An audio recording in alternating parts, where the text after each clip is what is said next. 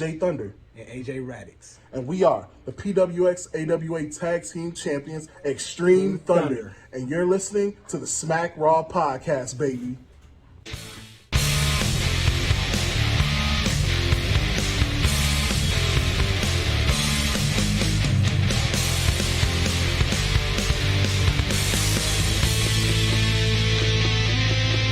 Hey folks, welcome to the Smack Raw Podcast. We are your hosts, Kyle and Vince. What's going on, Vince? I'm good, man. I'm good. I'm rejuvenated after a great wrestling pay-per-view. Yeah, holy shit, man. We're here to cover AEW's Revolution. Don't worry, we got cleared to swear. We're just going by Revolution's clearance, man. They can drop, man. They're dropping F-bombs on the program. Hell yes. Yeah. Oh man, no, yeah, we're here to cover the pay-per-view. It's gonna be a ton of fun, man. If you guys haven't already heard, if you're not already on the train yet, we are a pro wrestling podcast. You can follow us on Spotify, Stitcher Radio, Podbean, Google Play Music, iTunes. I think that's it. Of course, we're on YouTube. We're live right now on YouTube.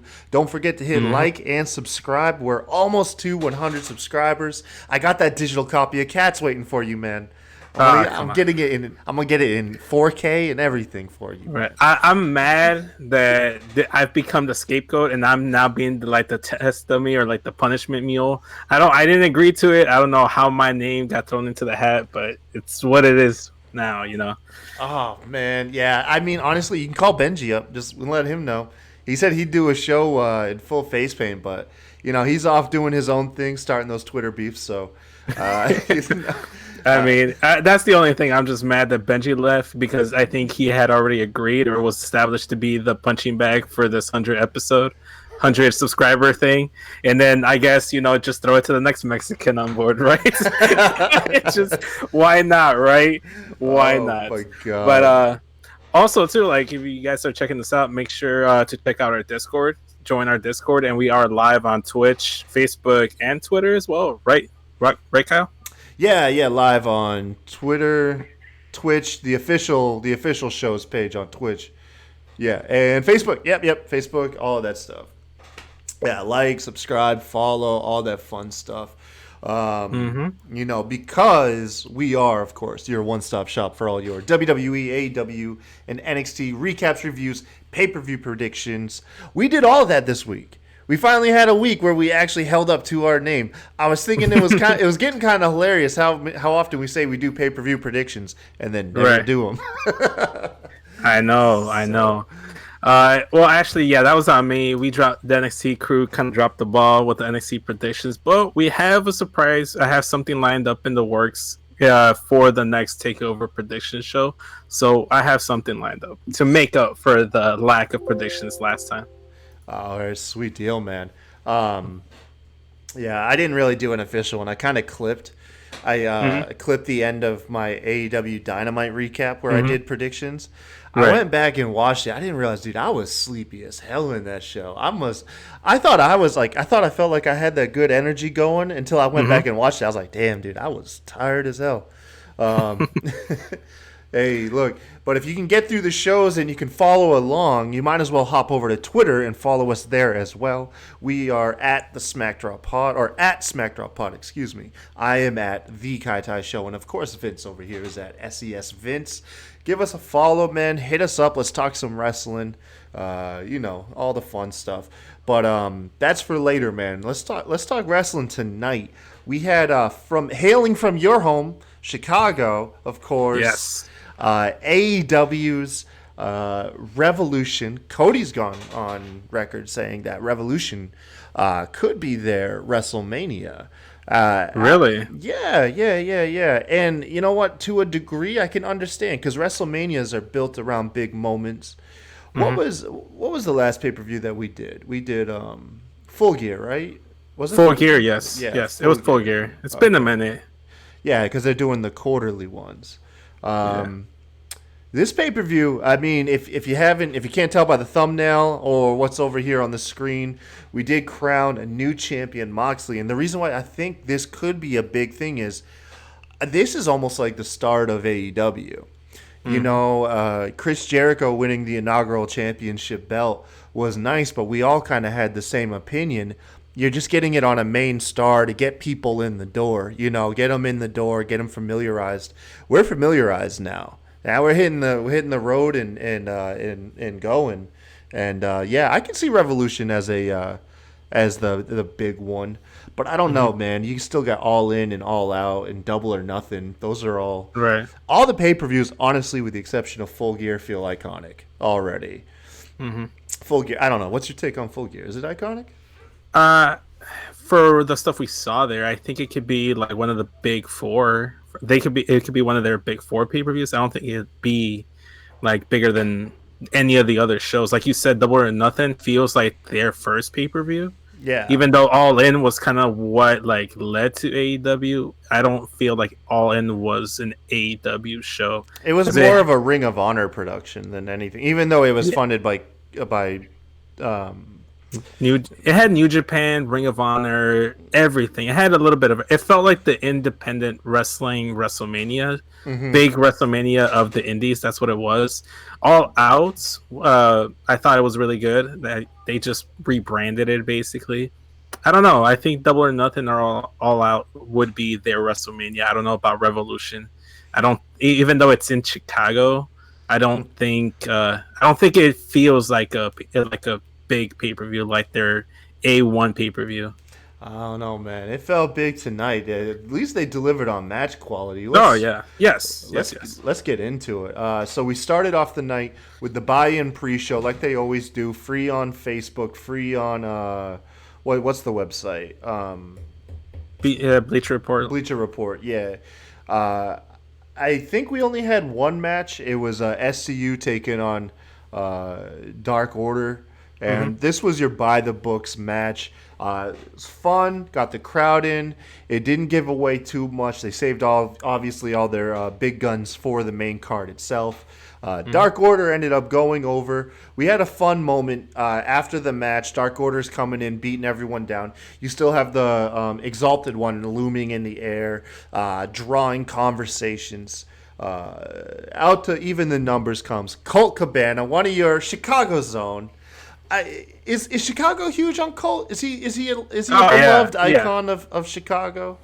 I was actually going to post this question on my Twitter feed a couple of days ago, but I forgot. I was going to ask, like, Chicago fans, like, Chicago is like a big hotbed for wrestling, but we don't have too many big names. Like, what would be the Mount Rushmore of Chicago wrestling? And for me, I think Colt's on there with CM Punk. What, and then you got, like, what, Kalisto after that or something?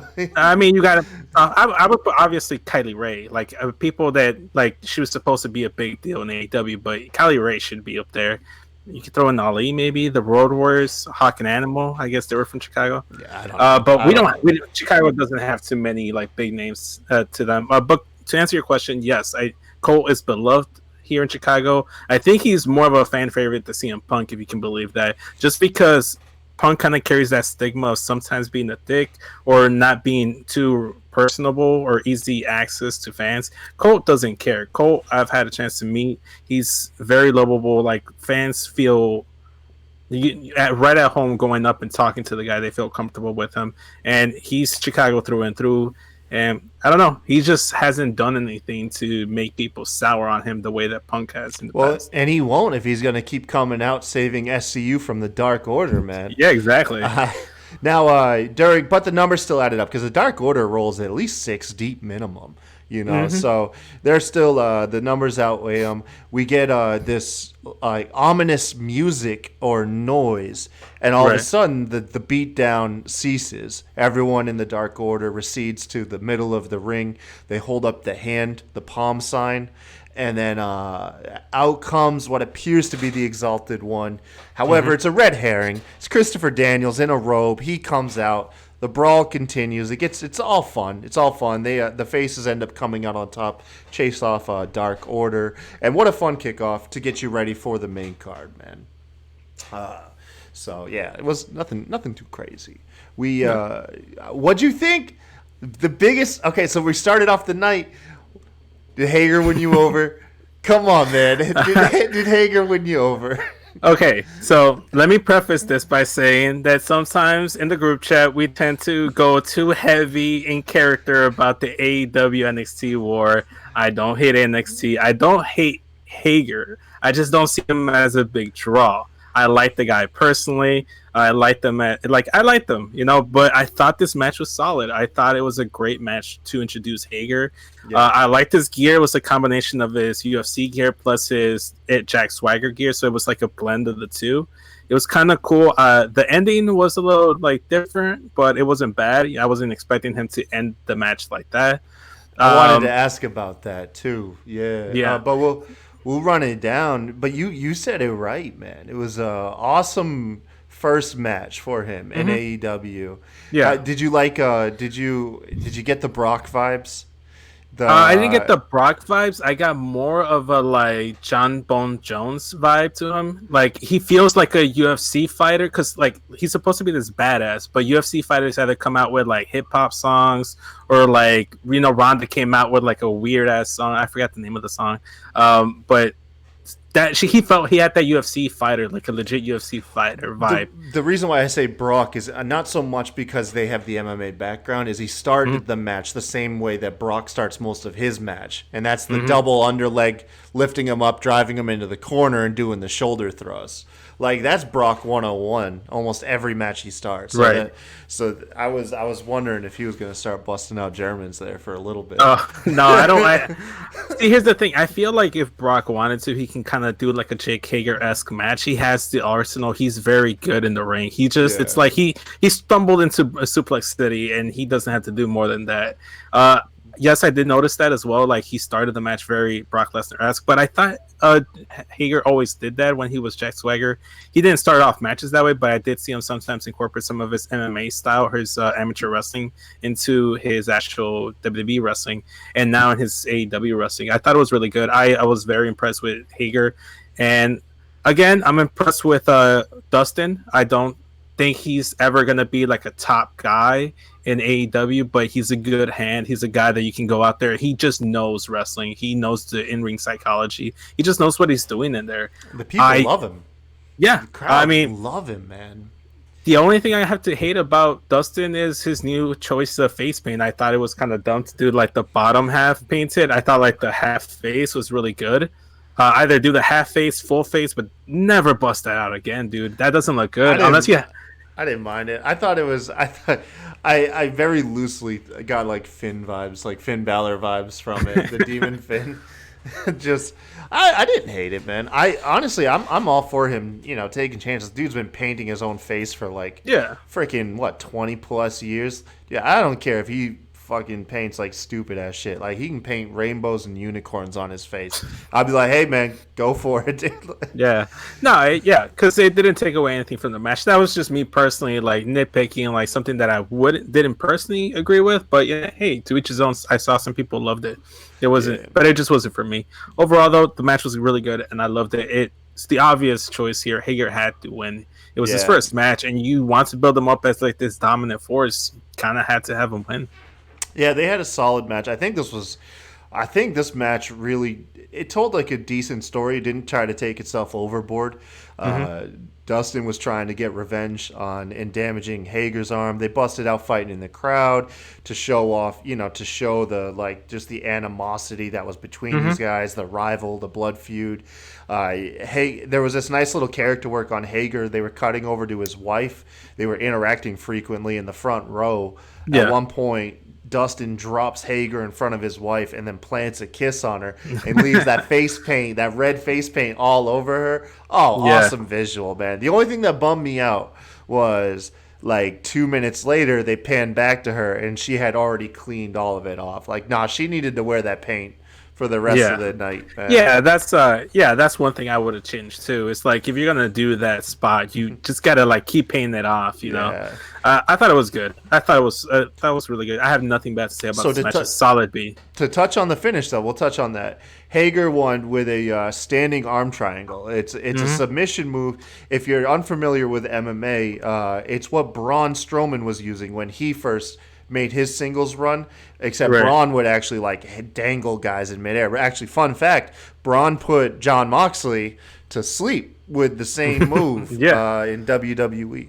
But But yeah, so he won with an MMA move. I dug it, man. I'm a big MMA fan. So, like, I caught on right away, and I liked that it wasn't locked on and Dustin went right away. There was, like, some real tussle and struggle. And I thought it was sold correctly, but I could see if people thought it was underwhelming for sure. No, I mean, I wouldn't say it was underwhelming at all. I thought it fit his character perfectly. I thought it was a great way to finish the match because before he had the gut wrench power bomb and the ankle lock. If those aren't going to be your finishes, you need a new finisher. And honestly, I didn't knew that was a move that he was using in MMA. But the commentary team sold it. It's like, oh, he's used this maneuver to end MMA fights. So like, that gave some legitimacy to the move. And here's the thing, it's better than the Judas effect. So anything, as long as it's better than the Judas effect, I'm with it. Yeah. Man, so following the match, we had Darby Allin taking on Sammy Guevara. This is what woke the crowd up. From this definitely, I mean, the crowd were already into the show beforehand, but this definitely kicked the show into a higher gear. And I love good character work and continuity. And in a situation as heated as Darby is towards Sammy, it wouldn't have made sense for this match to start any other way. So Sammy's already in the ring, made his entrance. Darby Allin, who's got a just picture-perfect entrance music and entrance alone. Love his style. He comes out, but the second Darby's foot plants in the ring and Sammy's waiting on the outside, he doesn't even hesitate. He sprints across the ring, dives through the ropes, and they just instantly start going to town on the guardrail and just kicks. It caught everyone off guard. Like it did. You don't really hear suicide dives get as big a pops, because they've been kind of watered down. But no, it was awesome, man. It was awesome. And then what'd you think of Sammy hitting that 630 through the table? Oh, I loved it. I thought it was a 720. I thought he got more rotation on that than the 630. I could be wrong, but I thought it looked a 720 would have seen him land on his feet first. Okay, well, yeah. I don't know. I don't know my whole physics just yet. I didn't do any Tony Hawk skateboarding. I was about to say, yeah, years of skateboarding is. Yeah. So But it looked phenomenal. It looked great. It looked brutal. I loved it. I think Sammy is a great talent. I think he's just one of those guys that, man, like he reminds me of like a young Randy Orton when he joined Evolution, and like eventually he's going to come into his own and he's going to be one of the top guys in AEW. I think both of them. I think this match served as a message to the audience and to other people is, hey, look, not only do we have stars, we have the future here too, and we're giving them a spotlight. Sammy, it sickens me how young fucking Darby Allin and Sammy Guevara are, Right. And just like these dudes, I think they're like what, 24? I don't think either. Yeah, of them are they're older in than their early to 20s. mid-20s, both of them. I don't even think mid-20s, man. I don't even think they're younger than you, and you're our resident young person.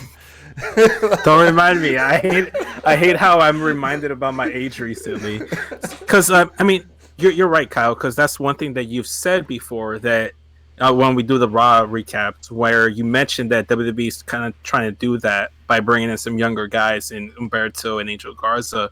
Where like AEW, yes, they have the present, they have their old school guys, but they also have guys that they're slowly grooming up to eventually be the top guys. It's what made the Ruthless Aggression era so good because you had like a Triple H, a Kurt Angle, but you had a John Cena, Randy Orton, and a Batista like slowly being groomed up to be one of the top guys, and that's what AEW is doing perfectly right now.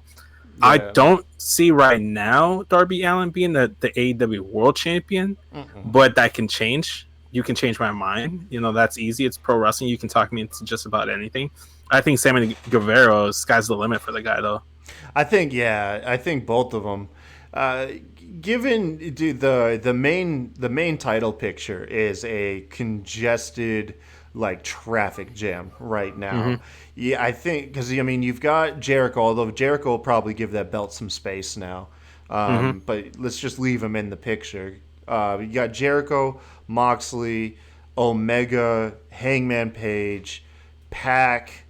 Gosh, who else? I mean, Cody technically, although he's not allowed to go for the belt. MJF probably, yeah. Yeah. And then you'll probably have some big beasts come through there too, man. You'll probably have Oh well, Lance Archer's supposed to come into Lance, AEW. yeah, Lance Archer, and then what's Jeff um Cobb, Jeff? No, not Jeff Cobb. Brodus Lee. Brodus. No. What's Brody Lee. Brody Lee? Yeah, the former Luke Harper. The former. Okay, thank you. Yeah, that's what I was trying to Yes. figure out. I mean, so you've probably got like 7 guys right now you could consider going for the title. You know what I And mean?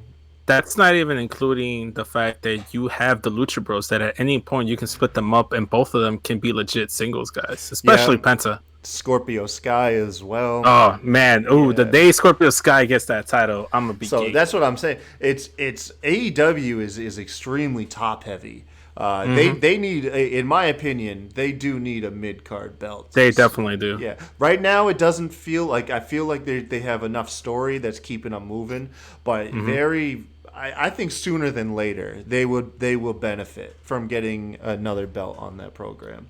Most definitely. So anyway, this match. Listen, between this match and the tag match that we're going to cover, way too many high spots. These matches are so fast paced. There's no way we could sell it to you articulating it. You need to go watch this match. You need to watch the tag match. But it did come down to Darby Allin won with his like flipping stunner, which I love Sammy's cartoonish way of selling it. He sells it like Razor Ramon sells the Stone Cold Stunner. Oh, I loved it. Yeah. And then Darby hitting a god dude like a freaking 3-point distance coffin drop on Sammy Guevara for the win. He looked like he was just gonna execute him with the skateboard afterwards, but luckily Hager came out, got his ass out of there, got his boy out. Inner circle, staying tight. I like it. But awesome match. We thought that was probably gonna be match of the night. It looked like it could be match of the night. And then it got followed up with this tag match between the Bucks and holy shit, and Kenny Omega and Hangman Page.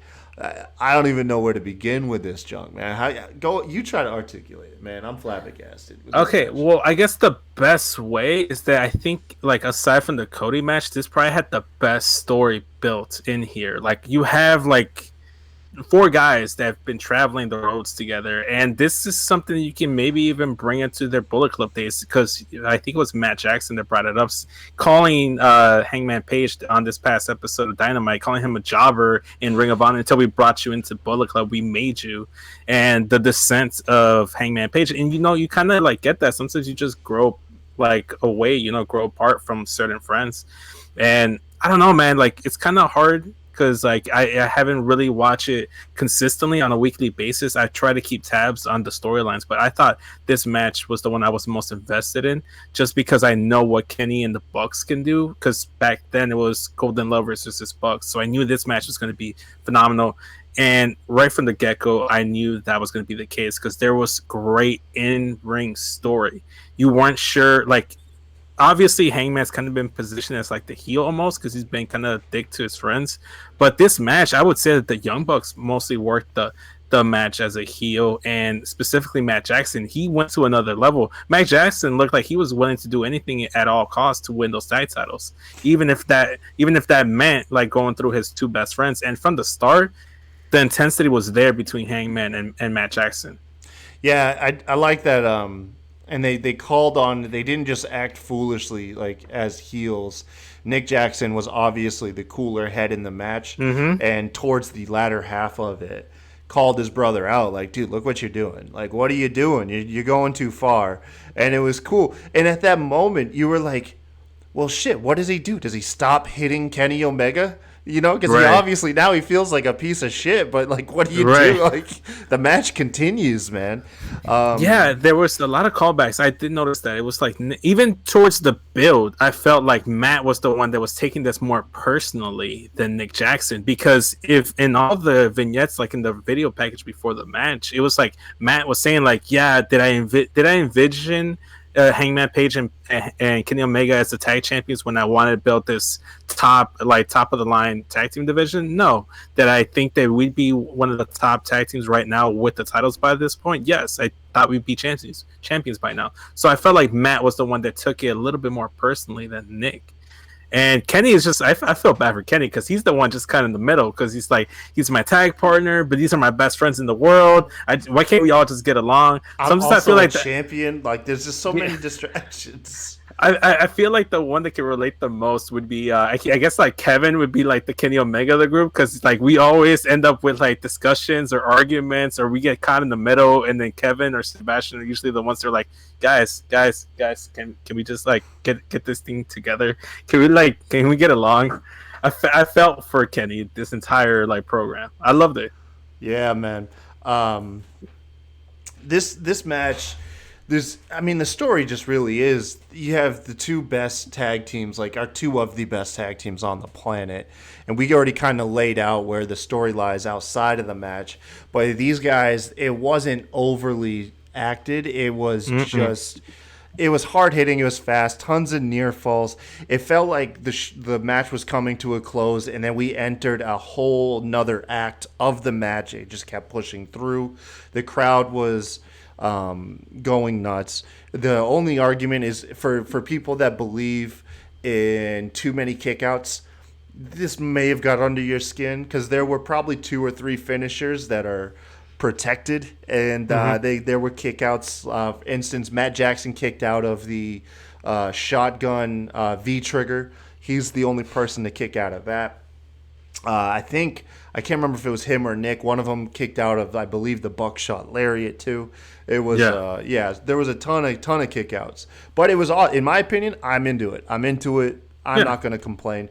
The finish saw Kenny Omega couldn't hit his one wing angel. This was a nice touch. This is one of the only spots I really want to call. He couldn't hit the one wing angel because his shoulder was worked over. And so Hangman Page tags himself in and shockingly does Kenny's one wing angel. Yeah. Oh, crowd, dude, the crowd loved it. And then at another point, he did Marty Scurll's chicken wing as well. Oh, yes. I was just about to bring it up. I was like, Kyle, do not forget to bring up the chicken wing. Man. There was a lot of callbacks. The Young Bucks, to try to take out Kenny Omega, used him and Kota Ibushi's finisher, the Golden Trigger, and got kicked out. Yeah, there were a lot of callbacks. And I think at one point, even the Bucks did a finisher that the Motor City Machine Guns used to do because I heard them being referenced on commentary. There was a lot of callbacks in this match. I loved it. Yeah, it was perfect. Great match. I was wrong in this one. Ended up the champions retained. Now, after the match, they kind of lingered. I was putting my kids to bed at this point. Right. The commentary was saying that there was like a subtle gesture or something. They alluded to something like, "Did you see that?" And they were like, "Yeah, I saw that."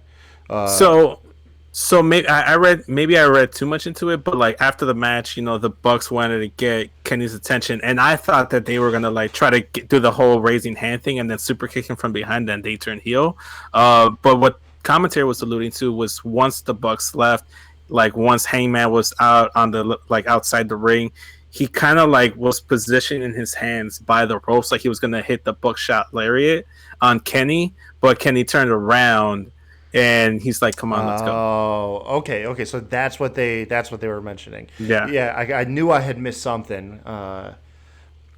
All right, so that makes sense. I mean, yeah, it's kind of what some of us were predicting was there was going to be a turn by Page or something. So, speaking of which, also really quick, I forgot to mention the 4 of us did predictions on tonight's pay-per-view. Yeah, we got a 3-way tie for the victory. we ended with a 3-way tie, and Sebastian was the overall loser. Well, man, I didn't even. Poor Sebastian. I know. Just make him be a stand account again. He hates that. Yeah, a stand account again. Oh man. Yeah, he hated that. I want to make him video record himself cutting a promo on his wife when she's just tired. Speaking of which, we need to find a punishment for Jay, myself, and Kevin because me and Kevin both lost. I think not the elimination chamber, the Rumble predictions. Yeah. So me and Kevin need to like fulfill that, and then Jay's been having to do his since TLC. I know.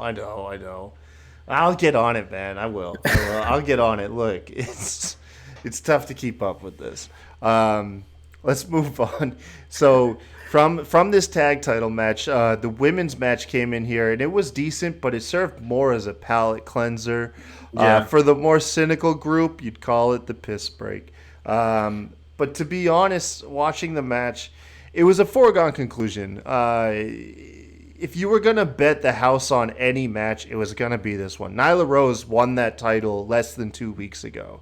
She was in the inaugural championship match. They weren't going to put the strap on her and then take it off of her just 2 weeks later. It's not going to happen. Yeah. The match that they had was decent. Nothing crazy stood out to me. Now, granted, I was setting up the set, but one thing that I did notice was in the finish, got pretty sketchy. I think Nyla Rose was setting Statlander up for a power bomb in the off the like an avalanche power bomb off the turnbuckle, and it looked like Statlander was struggling to get up for the power bomb, and then eventually Rose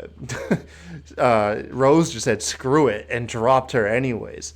And it looked kind of hairy, man. It reminded me of who was it? It was when Kevin Nash dumped Big Show on his head back in WCW because Big Show couldn't get up for the power bomb.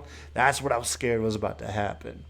What that reminds me of was when Hardcore Holly was trying to like dead weight on Brock Lesnar, and Brock Lesnar sandbag him and broke his neck because of it. It's like, so I don't know if that was the case. I think it was more of a Statlander that just couldn't get up there. Yeah. Hopefully she's okay. It didn't look good. It looked like when the powerbomb happened, like they got in form, but it was super sketchy going into it. But it still looked like a rough landing. It did, yeah. Nyla Rose ends up walking away the victor, of course. Led us into the blood feud match of the evening. Cody taking on MJF. Dude, listen, you sure that was in Triple H based on like the entrance? I was about to say, can we talk about how overbooked Cody is making his entrance? It's almost like he's like, well, if I can't have the AEW championship, I'm gonna have the biggest and most extravagant entrances every week. And you know what that's funny is his entrances are almost as lavish on the weekly programs. Like he still busts out. He's the only one that emerges from under the chandelier. Yeah. He always has an entourage. Like his entrances are easily, there's more production put into his by a landslide than anybody else. Yeah. He had Cody came out. He had his entourage of Brandy and Arn Anderson. He comes out through the walkway. The chandelier raises where it's normally got him under, and the band, where is it in the notes? Downstate, thank you. Emerges. Not the best on the vocals, man. They could have gone with like a studio recording and just, lip sync a little bit, because that was, it kind of took away from. Yeah. I feel like this entrance was supposed to be really cool, really extravagant. Not to mention you had like who was the team that was there with Cody as well? Like, I don't know. He had like a good handful of people. Dude, he had a huge entourage and tracksuits. He had the entire like AEW creative team behind him. Yes. And I felt like this entrance was supposed to be badass and cool, and it just ended up really awkward and clunky. Almost clunky. And all we could talk about in the group chat is just how similar Cody can't help but be like Triple H. Like these two guys, just even if I don't even think it's on purpose. No, it's like just if they're not taking shots at each other, they're freaking emulating one another. Oh my god, yeah. It's so funny, man. Go back and watch the entrance, you'll get it, man. It's borderline cringy. It's not as bad though when Pharaoh came out with the pyro. I hated that one because was the worst. I'm not a personal dog owner, but I feel for that dog. You could tell he was scared. Yeah. I was there. I think. Wait, was that Full Gear or was that All Out? I think that was All Out. Yeah, if it was All Out, I was there, and I saw the dog like panic and want to go back. I felt bad. Yeah, I felt bad. I felt bad. I felt bad for MJF and Cody in this match. They took some serious hits. Yo, MJF, the belt shot. Oh my god. The second one. So the match was well booked. It wasn't like a 5-star technical masterpiece that we got from the tag match beforehand, but there was plenty of story. Cody had the broken toe from that moonsault spot on AEW Dynamite. Ends up getting worked over. At one point, MJF fucking bites his toe. Unsanitary. That's unsanitary. I don't care, man. Don't do that. You can't be doing that, man. No, man. Gotta get athlete's foot in his mouth. Can you imagine Jesus, that? that's No, disgusting. man. That is No, so man. disgusting. You had a spot where Brandy attempted to do a crossbody to Wardlow, of all people. Cody, tells him to put her down. Cody attempts to big boot Wardlow. He sidesteps, and Cody boots Arn Anderson. At one point, MJF is beat down and bloodied, and he's just on the ground crying and hugging Cody, trying to get, trying to just get sympathy, and then spits in his face. Then at another point, MJF he removes Cody's weight belt. Cody gets it back, though, ends up lashing MJF. The first lash goes how you're supposed to do it. You hit in the middle because it's the end, the whipping end. That's what stings. So you make sure that doesn't connect with flesh. The second whip was all that end. Oh my God, it looks so fucking bad, man. So, I mean, the only issue I have here is like that should be a DQ because it wasn't a no DQ match. Oh, in AEW, they do not DQ the belt shots in Cody matches. I hate to say it, Sebastian wasn't lying.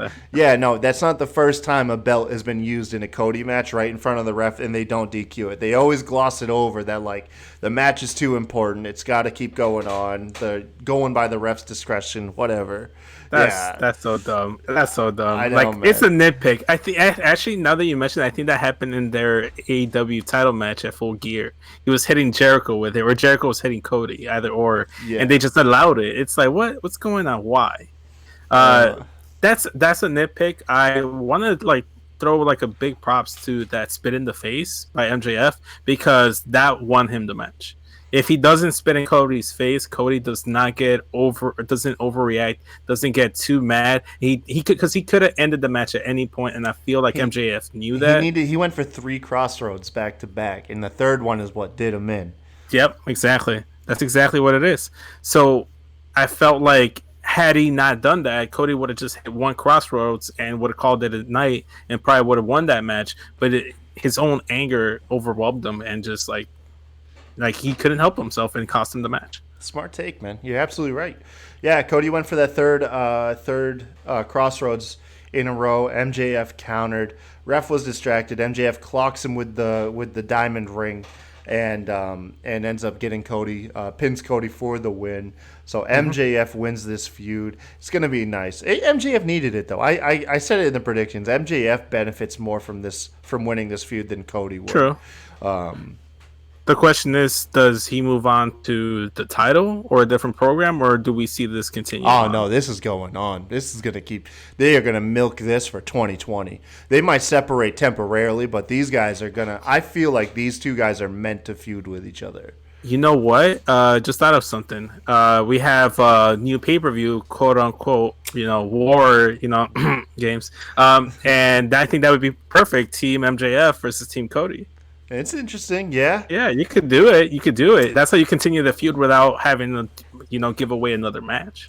Yeah, speaking of, touching on that, we got advertisements for the next pay-per-view, officially titled Blood and Guts. Do you get the reference, the Blood and Guts reference? No. So you're going to have to explain it to me. So there was a... what's when you have a conference call to go over your numbers and the direction of your company. But anyways, there was a conference call, and Vince McMahon threw the indies in AEW under the bus, saying that we don't need blood and guts to get us over and make an entertaining product. But where the controversy is just the week prior, there was people bleeding all over the place in WWE. And then not before long before that, Vince had gotten busted open by like Kevin Owens or something from a headbutt. So Vince himself bled. You know what I mean? Okay, yes, I remember now.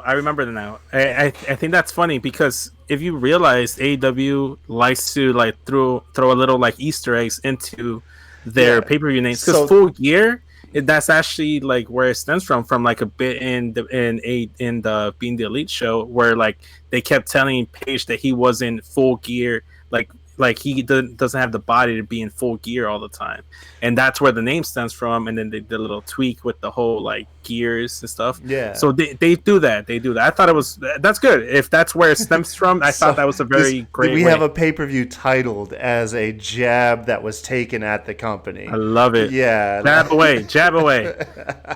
But yeah, so they're advertising a War Games match. It appears though Cody could not get the name. Word had been out that Cody was trying to, in fact, get the copyright name, or at least allowed to use the War Games match, because of course it is the brainchild of the late Dusty Rhodes. Right. But apparently couldn't get it, so they just threw in this sly thing. They advertised it: 2 rings, 1 cage. It's gonna be war. You know the rest. Yeah, so very clever marketing, man. It was beautifully. I loved it. I thought it was really good. I think it's perfect. And in the marketing, they made it known it's like 2 rings, like a 1 cage, a 1 covered cage. So it's going to be a covered cage. It's going to be like the OG War Games cage. It's not going to be the WWE version. How often do you think they'll play on the words? Like, how often do you think they'll play on the words? Like, I could already see promos like at Blood and Guts, you know, we're not going to be playing no games. We're going to go to war where there are going to be some games. Like, I can already see like sly wink, wink, nudge, nudge promos being done, man. You already know. I hope so. I think that'd be great. That's one thing that I've always loved about the Young Bucks, and what them being into Bullet Club made Bullet Club so cool was them throwing the wink winks jabs references for the smart fans, the fans that get it. And that's what I love about AEW. Sometimes they'll throw in those little underline like stuff, and I love it. I think it's great. I hope they do it. I think it'll be great. Yeah, man, it'll be good, man. Something else that was unexpectedly good was Pac and Orange Cassidy. Now, a lot of people already knew Orange Cassidy, how great he was. This is my first chance to see him outside of, I think, of like 1 or 2 indie matches, maybe. Nothing like this, though. Boy, dude, that guy. Dude, if you ever want to wonder how over Orange Cassidy is, listen to that crowd. That is fucking nuts how much that guy is loved. Like, for sure. I wonder what it is. I get he's fun. Like, I'm not gonna take anything away from the guy, but the reaction, man, he elicits from people is insanely loud. Like, it's sickly loud how rabid those fans get for him, and it's awesome, man. It's crazy. It's an Orange Cassidy match. If you guys are familiar with him, dude, he's a sloth. Like, he has this freakish style where he barely tries to do anything. He gets beat up for a while, and then he turns it on. And it just blows your fucking mind when he turns it on. So it's just more or less one of those things you got to see than have someone play by play. However, he had an amazing Superman punch, by the way. I had to add that. Oh, yeah, no, that really was. Yeah, because Pac was laying into him, and you're like, oh, what's he going to do? Is he going to punch back? And after, like, the 2 punches, he did, like, he threw that Superman out of nowhere. And that was when he was, like, in full revved up, you know? But the finish saw, for some reason, the Lucha Bros come out, start brawling with the best friends. This causes the distraction, and Orange Cassidy gets taken out by the Brutalizer. He gets put to sleep, and then Pac ends up mocking him. We all knew Pac was gonna win. It was just kind of an odd way. It was a protected loss for Orange Cassidy, but at the same time, it's just baffling. Like, what's the backstory? We need an explanation for it. And honestly, I feel like they haven't really been booking the Lucha. I love AEW. I think they're doing a great job. I think the one thing they're not doing well is the booking and the handling of the Lucha Bros. maybe I'm just like I expect more from them because they're my favorite wrestlers on the show, them and Orange Cassidy. But I feel like they just get thrown into these random feuds just to feud. Yeah, no, they more or less feel like they're just trying to buy their time with them. They know they're gonna have huge things for them, and I don't know. Like I get where you're going with that. I definitely do. I'm not really upset with how they use them. It's just No, it's kind of like the Young Bucks right now. Although the Young Bucks are embroiled in an actual story, yeah, but they're definitely teams that you know are gonna hold the belts, but they're still losing right now. Is all it is. right. But they're getting their wins. I think I don't know where they stand right now, but I know they're still top tier tag teams. Anyways, Yeah, just I don't know. what the hell's going on with it could be that they're just pissed off because Trent had wins over both of them. I think they had a tag match and he pinned one, and then he had like a singles victory. Yeah, over, that's like, right. Ray. You're right. So That could be a thing. it could be a I thing mean, from that. I don't know. I just have bigger hopes for the Lucha Bros just because, like I said, I seen what they can do in Lucha Underground, Impact Wrestling, in the Indies here in Chicago, and you can make them your top tag team. You can make Penta your one of the top guys in the singles division. Right now I feel like they'd have more value as singles acts as opposed to tag team guys. I feel like they should be singles guys that occasionally tag together when the situation calls for it, kind of like a faction. Yeah, But I don't know, like that's just me nitpicking. That's just me knowing what's there for them, knowing that there's bigger things that you could do with them other than just a random feud with SCU or Best Friends. But it should be fun. It should be really good. Best Friends are a great team, and so are Lucha Bros. I'm just ready to fast forward to the big stuff that they get to do. I just want them to be in the engaging story is all. I don't even want to be in the title look, picture. man, I want them. you have all your fellow Latinos over on Raw getting all the airtime. Okay, it's you don't need Latinos on every program taking over all the stories now. Yeah, I mean, hey, we have to, man. I mean, some of the best stuff comes from us Latinos, man. Just tune into Univision like on a Saturday night. You'll be entertained. I went back and watched that promo Eddie did today with Yeah. against Brock leading into Yeah. No Mercy. God, I love that promo. So good, I so love good. that damn promo. Yeah. Something else that's to love and had a memorable promo for other reasons was the main event between Mox and Jericho.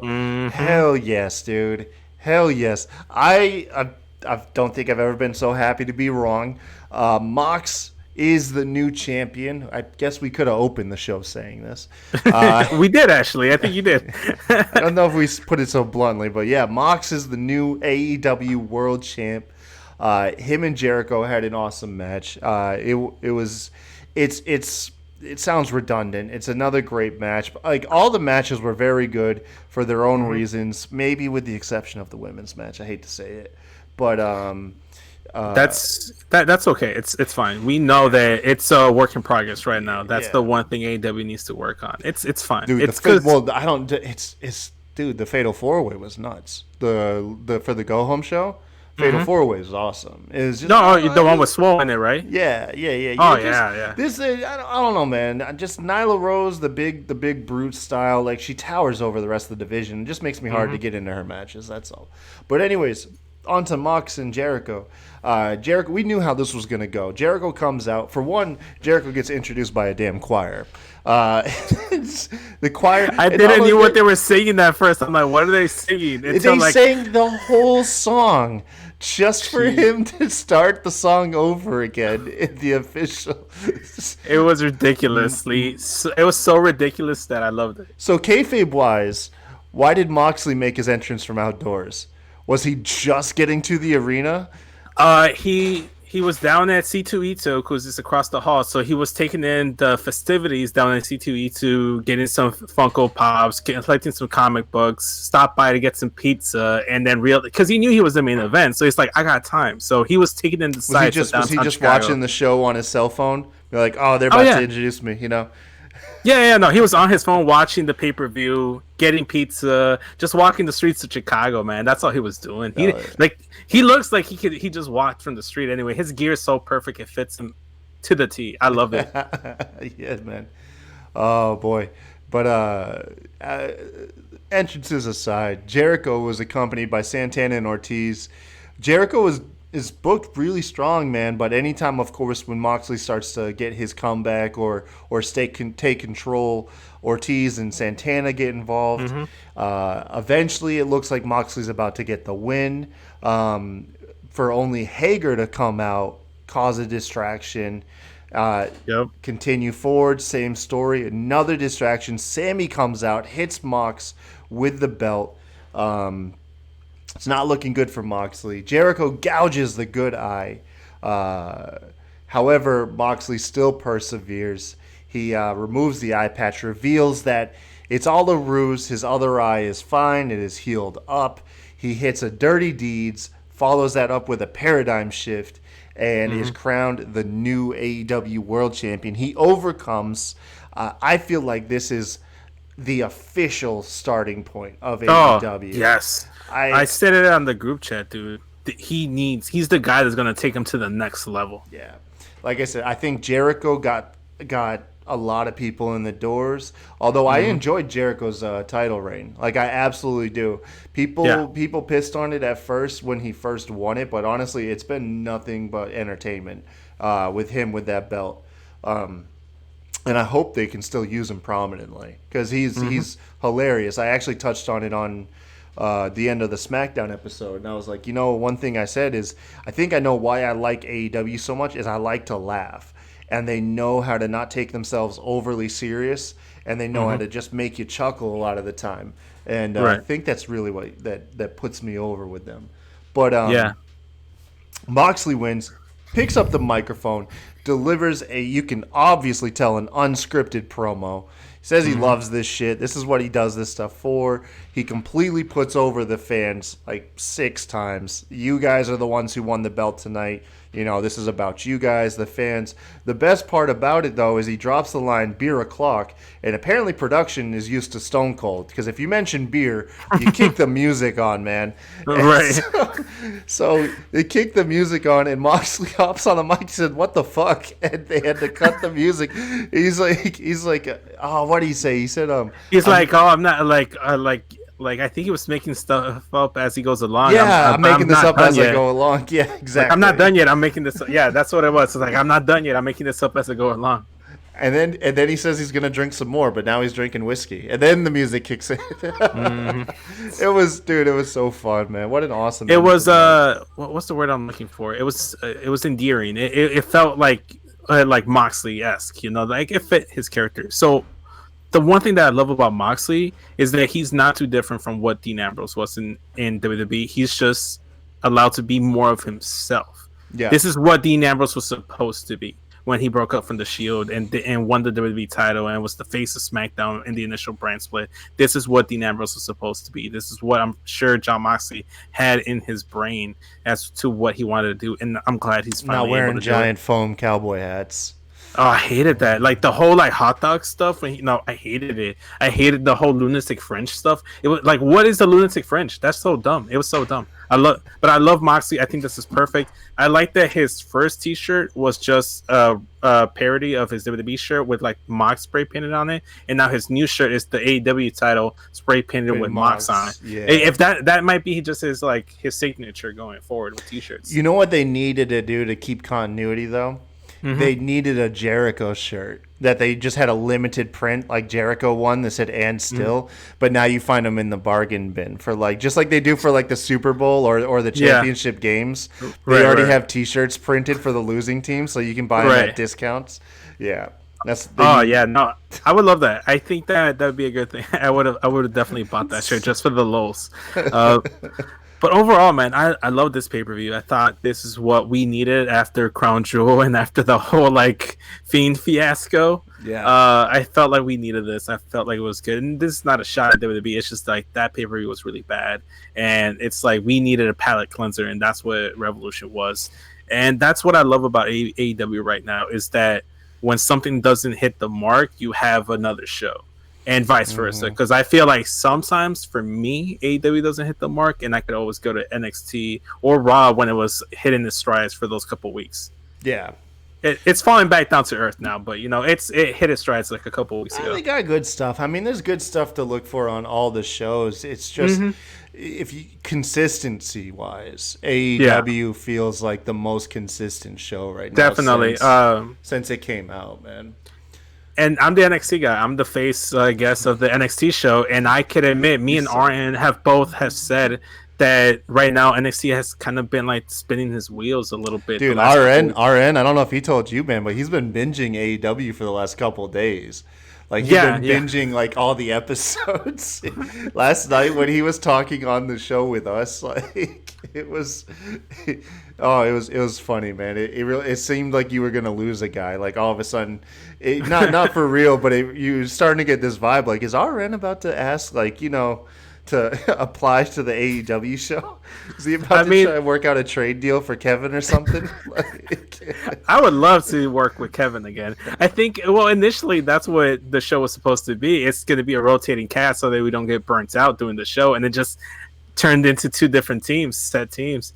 Honestly, I wouldn't mind doing this, switching things up and then doing an AEW, letting Arn do an AEW show. You need to make sure you have like someone who's constant on the shows. I'll trade you for RN. Like, it'll be Rob, RN, and Kevin, and you and me could do a show together. Yeah, but you just, for continuity wise, so you can keep the story going. So you don't have a bunch of guys like just like pick it up like, this show was great, but I have no idea what the fuck's going on. Like, I don't know. Well, on the plus side, I know that Sebastian does watch it the week of, and Kevin watches the Thursday after. So I know they keep up with the continuity. So if they want to, I think they can keep it up. What we should do is, if Rob ever loses punishment, he has to be punished by doing a month of NXT. He would never agree to that. We'd have to. The best we'd probably get is to make him record a show wearing like an NXT shirt or something. Nah, man. We have to. It'd be perfect. I think it'd be perfect. That's on you and Rob, man. I already know. He would. Hell no. He's gonna jump. But that's why it's a punishment. It fits the crime. And God forbid, like, God help whoever's on that show with him. You know it's me. You know it's me. You can already hear Rob, like.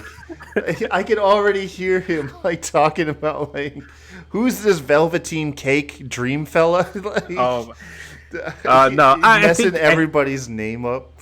No, I think that would be. Dude, he referred to Lucha House Party as the Lucha Funhouse, guys. It's part of the charm. I think that's part of Rob's charm. Is not knowing. Explain that to Benji, dude. Benji wanted blood after he heard Lucha Funhouse. I remember that conversation. So. I remember listening to the podcast too, and initially I'm like, Lucha Funhouse. For like a split second, I was offended. Then I realized, wait, he legitimately doesn't know who these people are, and it turned to immediate like, it became a funny thing. Yeah. Like initially I got offended. I'm not gonna lie. For like 5 seconds, I was offended. Then I realized Rob legit does not know who Grand Metalik is. No. And then it's like he legit just doesn't know. It doesn't come from a place of... He'd been watching wrestling for all of like 3 months. Exactly. He wasn't watching like the freaking Cruiserweight Classic or whatever. He wasn't like doing the shit that Benji and I or Sebastian do, where we're here watching every bit of content. But hey, man, that's part of Rob's charm. That's part of his charm, man. It's part of his charm. He's like the... kind of like Charles Barkley on the TNT live show. And speaking of Rob, you guys can catch him. He is making his return to the AEW shows starting next week. I don't know if it's going to be weekly. I don't know if it's going to be once in a while. We're just going to play it out and see. But Rob does make his official return. I myself, I'll still be dropping in and out of Raw and SmackDown. Personally, you guys have seen me enough this last like 3 weeks. I might go back to just Raw for a couple weeks, and I'll help the guys on the production end of things. But yeah, we're gonna get Rob back. I'm stoked, man. You guys, thank you for joining us. Make sure once again to go ahead, give us a like, subscribe, follow, tweet, retweet, whatever it is you're watching us on, man. Just help support the show. We really appreciate it. Once again, also head over to YouTube. Please actually subscribe there. We're really trying to hit that 100 mark, and we are so close to it right now. But until then, thank you all very much for joining us. And until next time, y'all have a good one. Later.